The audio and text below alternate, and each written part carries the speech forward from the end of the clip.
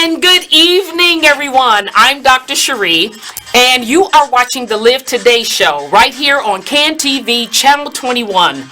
We're also streaming live at cantv.org/hotline. That's cantv.org/hotline. Now, this is an interactive show, so you have the next 25 minutes to call in with your questions or comments.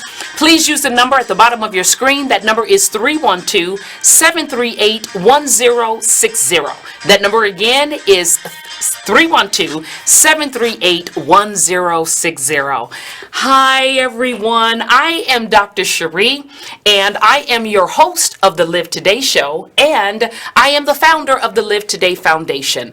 It's a foundation where our mission is to provide hope, joy, and free compression garments to individuals who are underserved and under-resourced, living with lymphedema. We're talking about cancer survivors who are living with lymphedema. Yes, we do indeed provide free compression garments to individuals in need of compression garments who are suffering from lymphedema. Now, if you are interested in finding out more information regarding the Live Today Foundation, please go out to our website at www.live-today.org. You can also email us at info@live-today.org, or you can call us at 754-220-0234. You can also follow us on social media. We are on all of the platforms listed. That is Facebook, Instagram, and Twitter. And you can follow us at livetoday.org. That is livetoday.org.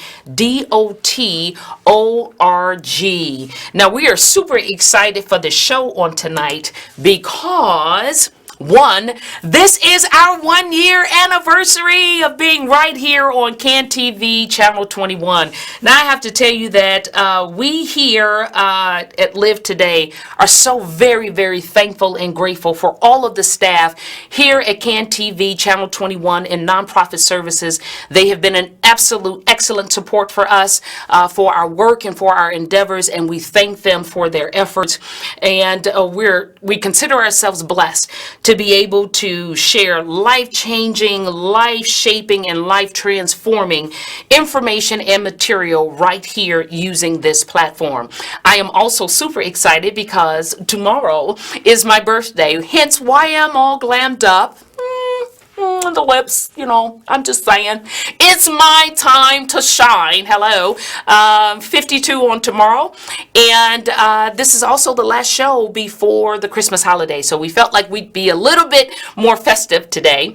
And I am also super excited because of our very special guest that we have on this evening. But before I bring on our special guest, I just have to give special kudos and special thanks to my co-producers, Karen Roberts and Carlisa Crawford. They have been my ace in a hole. They have been my rock and my support throughout this entire year in pulling on this show, and I could not have done it without them.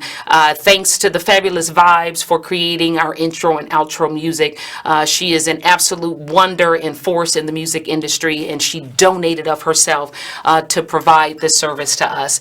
And so without further ado, I get the opportunity. Before I bring on my special guest, I also want to let you guys know, just again, if you're looking for further information on how you can support the Live Today Foundation, please go out to livetoday.org. That's www.live-today.org.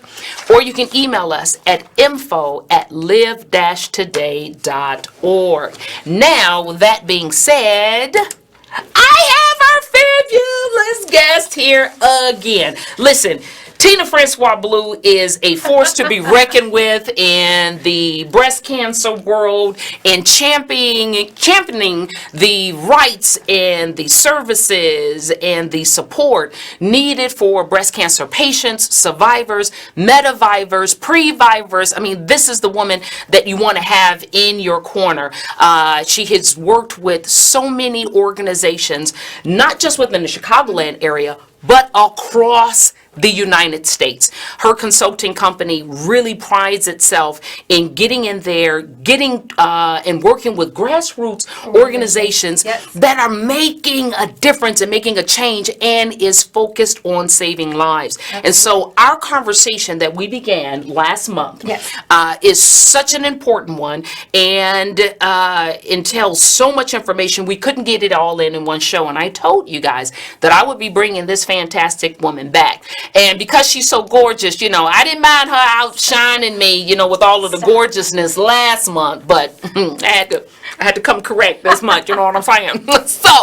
So, without further ado, Teena, thank you so much for coming back. Thank you so much. And again, happy early birthday, Thank Sagittarius. you. Woo, woo. Yes. This is a wonderful platform, and I just have to say it really is an honor to be here and to be able to share this knowledge and share this information with your audience, and to share this information with just the wider CANTV audience as well, because there is so much information to share. And a lot of people here, often we talk about breast cancer not being a death sentence, but then in the same turn we also talk a lot about breast cancer mortality, and particularly that you hear African American women dying of breast cancer. And so for some people that may seem like, well, how are you talking out of both sides of your mouth? What is that? Correct. And so it's important, and I thank you again for bringing me on so we can talk about this a little bit more and share more information. The slide that you see on your screen, we started with this slide. It's breast cancer mortality rates, and we look at mortality rates because it's one way for us to be able to see our progress. How are we doing in saving lives? If the mortality rates are going down, that means we're doing good. And so what we've seen over time is that for Black women and for white women, it has gone down. The breast cancer mortality rates have gone down, but they've fluctuated. In some years they've gone up, in some years they stayed the same. So we use this information as a way for us to track progress. And so that's an important thing for those of you who are out there and you're paying attention to this information. You're paying attention to how these numbers are changing and the messages that are coming out there. Ask those critical questions, because it is important to say if we're supposed to be saving lives, then that means we're reducing mortality. Exactly. Because you can't do both. You can't do both. You can't do both. Oh my goodness. So when the slide that we're looking at now, on this one, and let me is that the same one? That's it. Yep. There we go. Okay. So do we want to move to this one, or we can move to this one? Okay. So tell me about this one. So one of the things we wanted to share is that, so while we talk a lot about the fact that breast cancer mortality rates have fluctuated over the past few years, and they've actually gone up between 2015 and 2016. That fluctuation also translates at the community area. Okay. So what we've seen is that at the community area, and this graph in front of you actually looks at some of the South Side communities, like West Englewood, South Chicago, Roseland, South Shore, West Pullman. It shows how these specific community areas, how the breast cancer mortality rates have trended over the past since 2000. And as you can see, for like Chatham, Englewood, Washington Heights, we've done well in that it's gone down. So from 2000 to 2016, those mortality rates are below that blue line, which represents Chicago. Okay. And that's what we want to see. However, for South Chicago, Roseland, South Shore, West Pullman, those rates are still well above that blue line. So that's where, and West Englewood in particularly, that's where we want to target our resources and our attention, because over time, like West Englewood, it actually had gone down and now it's gone back up. So what are we doing? What's going on in those communities that, in terms of resources, in terms of screening for women, in terms of access to treatment, we need to pay attention to what this information is telling us with respect to how we're saving lives in those areas. Now, in your discussions, let's say with the organizations that you've worked with, especially when you've been pulling together this data, has there been any discussion as to what we may think was initially the cause of it going back down, and what could be the cause of it going back up? Was there like a new awareness that, some type of campaign that caused individuals to kind of be on top of their game and getting diagnosed, and then people got laxed? Or what do you think may have happened? I think that's a very good question, and I think I would say probably like around 2007 up until, for the 2014, the city of Chicago galvanized around breast cancer. Back when the Sinai Urban Health Institute first started looking at this information, and they revealed, as the fact that we have a huge disparity, there was a lot of work that went into addressing this, and the Metropolitan Breast Cancer Task Force was developed, and then a lot of the universities, academic centers, the community organizations, such as Working It Out, this is Network, all of those organizations really galvanized to really address this issue. And so you had a lot of education going out there and people paying attention to what have we been doing.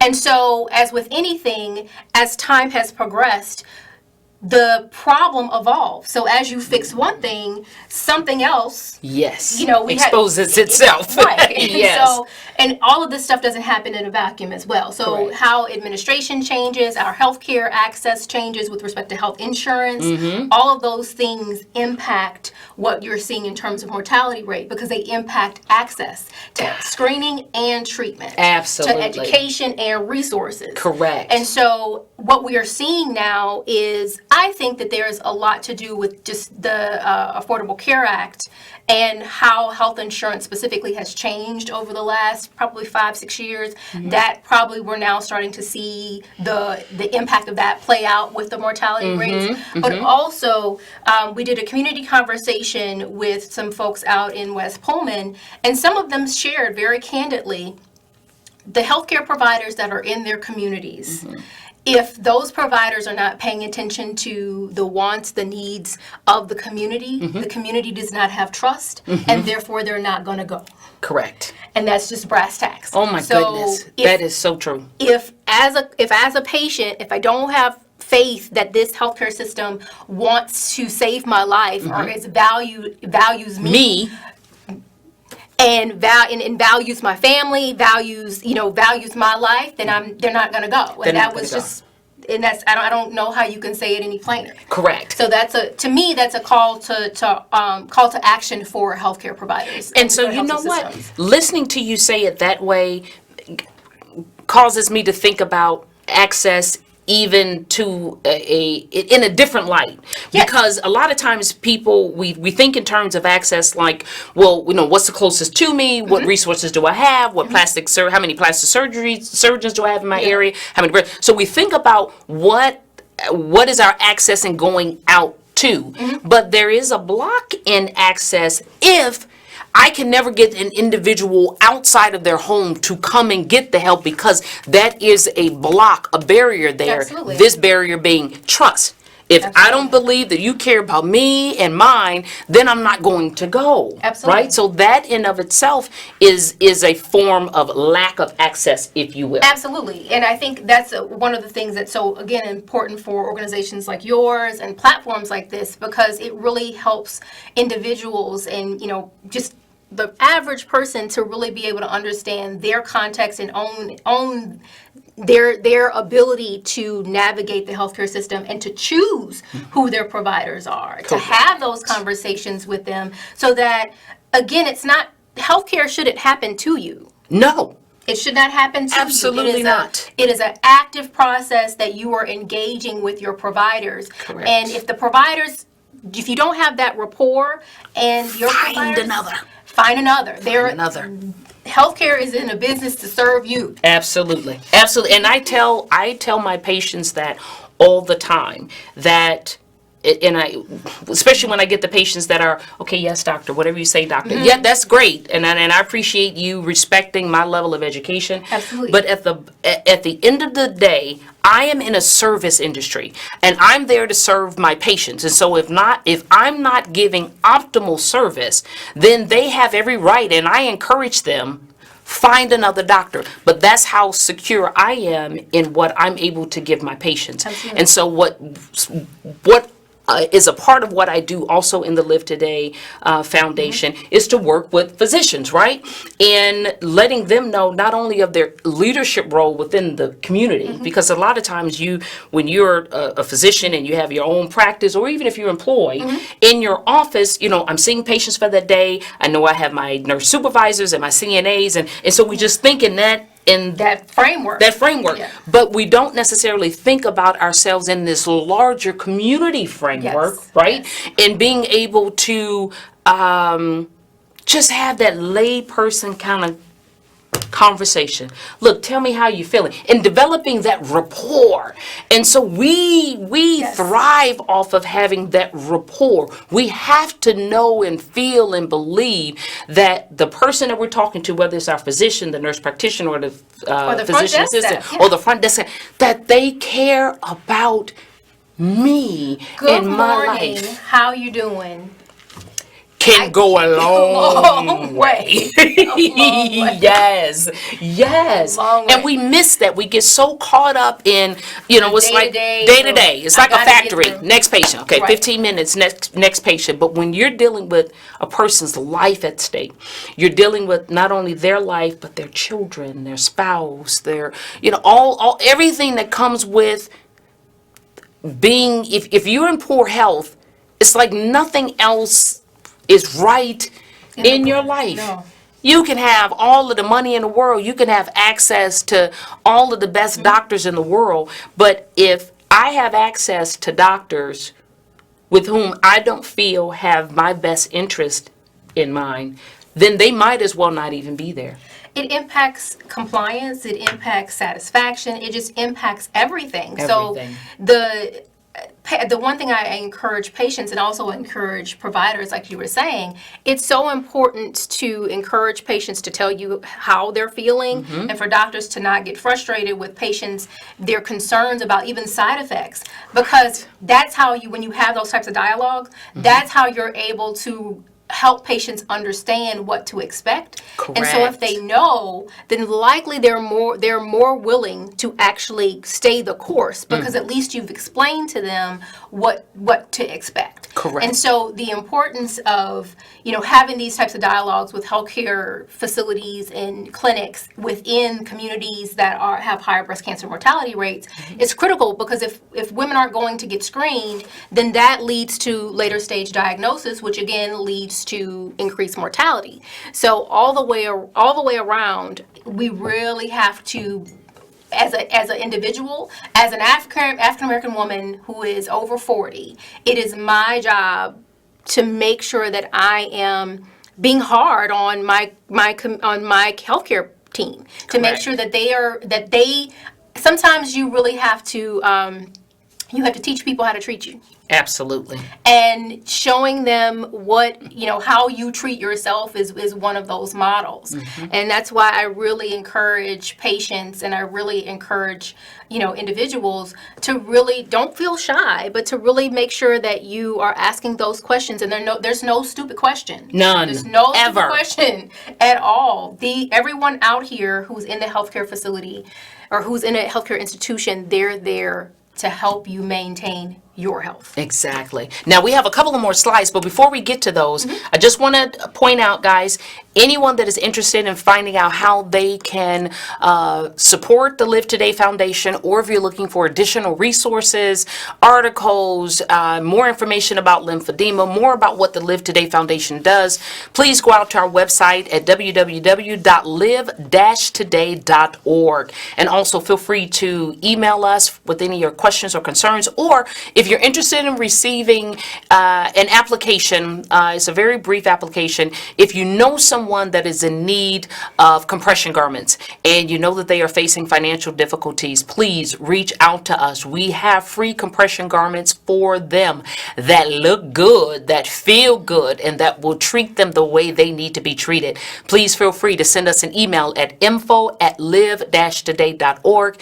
Just put in the subject line application and just say, hey, I have a sister, I have a friend, or it's me, or it's my mom. I'm in need of some compression garments. Please send over the application and we'll shoot it out to you, get it to you lickety split.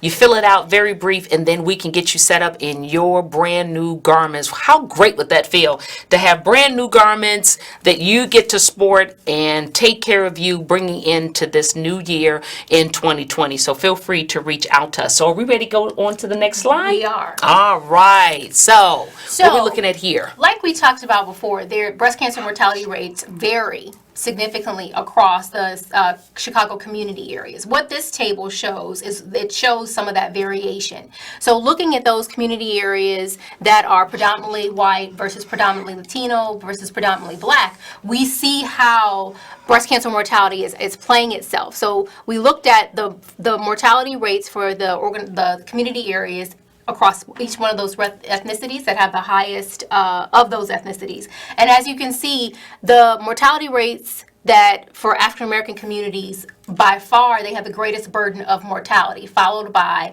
in Chicagoland and Garfield Ridge. For the Latino communities, also have high mortality rates. If you go to the next slide. Next slide. There we go. This map actually shows that a better depiction of how the mortality rates display across distributed across the Chicago community areas, and actually in the Southland, the south suburbs. So those areas that are in the dark pink or the darkest shaded, like more reddish color, those are the mortality rates that are greater than 27 and as high as 34 per 100,000 women. Wow. So those are areas where there is significant mortality in those areas, and those are areas where we need to concentrate our attention to really understand and figure out what's driving mortality, breast cancer mortality specifically for those areas. Now, remember when we were talking earlier, you brought up something about, remember I had asked the question, so what do you think caused the surge in decreasing the death rates, and then they appeared to be on the rise again? And we brought up things like, access and, screening, early diagnosis, things of that nature. Yes. One of the things that has been brought to my attention, and I think is really important to share with our audience, is that in order to really make a permanent dent in decreasing mortality rates from breast cancer, we can't let one area slide while focusing on another. Yes. It's really going to be important to, increase and maintain trust, increase and maintain access, increase and maintain education. Yes. Increase and maintain awareness. Yes. Increase and maintain empowerment and in searching out. So all of the areas that we have determined that are key, that have a play and have a role in creating this disparity, then we need to have programs and systems in place Absolutely. that's going to monitor all of those and keep us at a place where we don't do this. We don't want to see this anymore. Absolutely. So I love that point. It's such an important point. You can't sacrifice screening while paying attention to improving treatment. No, can't. We can't do it. And that's why I think it's so important for organizations who, if you do one thing, so if you take one aspect of the continuum of care and you do that well, you don't have to be the jack of all trades. Correct. Do what you do really well. So those organizations that focus on outreach and education, the ones who focus on screening, the ones who focus on treatment, the ones who focus on survivorship support, like you, all of those organizations are so important and so critical because it is with all of that work together with everyone around the table, that is how we're going to save lives. Correct. And we have to continue, especially organizations like mine. Mine is a smaller grassroots nonprofit organization, but I made up in my mind that when I started mine, that I would not work in silos. So no more silos, everyone. No more silos. No more silos. And oh my gosh, this time has flown by again, and we're going to have Teena back yet again. But this has been an absolutely fantastic show. Teena, you continue to amaze me with your beauty, your knowledge. I am so very excited. Listen, guys, tune in next month, January 8th, 2020. Oh my God, it's going to be 2020 already. January 8th, 2020 at 5:30 p.m. Central Standard Time. You're going to meet us right back here on CANTV Channel 21 as we start off the brand new year doing what we do best, and that is saving lives and providing free compression garments to those individuals who are survivors living with lymphedema. I am Dr. Cherie, your host and the founder of the Live Today Foundation. And listen, I want you to remember to, you gotta be present, take charge of your life, and live today and every day. God bless you guys.